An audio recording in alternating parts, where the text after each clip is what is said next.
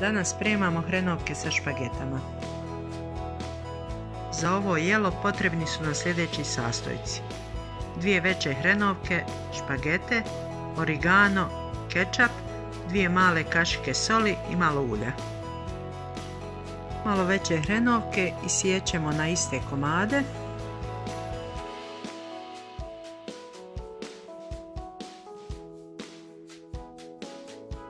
Uzmemo špagete i lomimo ih na pola.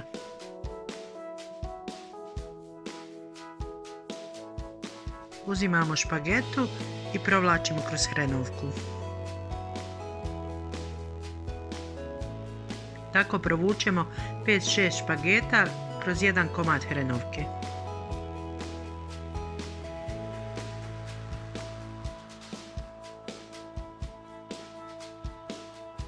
Hrenovke sa špagetama su spremne za kuhanje.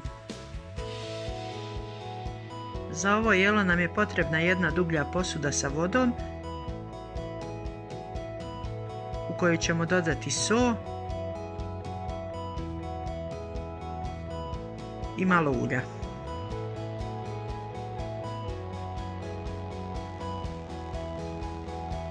Kada voda prokuha, ubacujemo hrenovke sa špagetama da se kuhaju.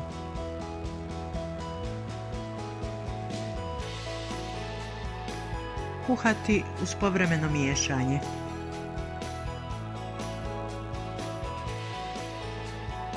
Nakon 15 minuta jelo je kuhano. Na servirane hrenovke sa špagetama dodajemo origano i kečap.